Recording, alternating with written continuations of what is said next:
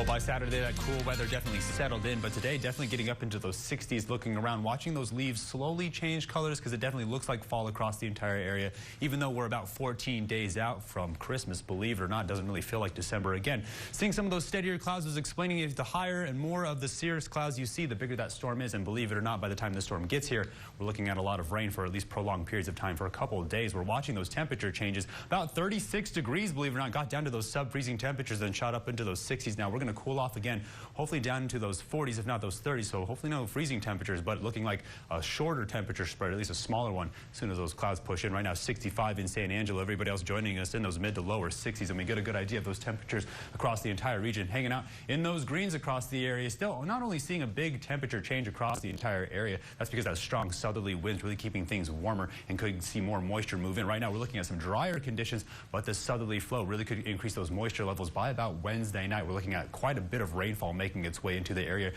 going to be a pretty dynamic system as it interacts with the system moving across the Rocky Mountains. Still holding on to those relatively drier temperatures, but of course the moisture tracker is going to show you how much of it's going to return back into the Concho Valley as we see those strong southerly winds could come out of the southeast. Now this moisture making up is going to give everybody a lot of trouble as it continues to move east, but we're going to watch as it could produce a lot of rainfall. We're going to look at the upper level pattern for the next 24 hours. We're going to watch this cutoff low. This is a very cold pocket of air as it continues to move east. Now this is going to cause a lot of snow across the Rocky Mountains, and believe it or not, as it starts to make its way towards New Mexico, we can see some of that snow make its way into the Panhandle before it moves off to the east, and we'll see some strong northwesterly winds cool things off. Could warm ourselves back up by the end of the week, but we're got to get through this week first of seeing some more soggy conditions. Again, we're watching this system move down from the Rocky Mountains, and then again we're watching this finger of moist air make its way across New Mexico. Now that could result in some stormier conditions. Again, we're watching to see just how much precipitation, but right now we're just watching a couple clouds move in down the Edwards Plateau. Now this is where we're going to see that moisture really move in from the south. Now keep your eye on New Mexico too, because we're going to watch this cloud cover move in by about Tuesday morning.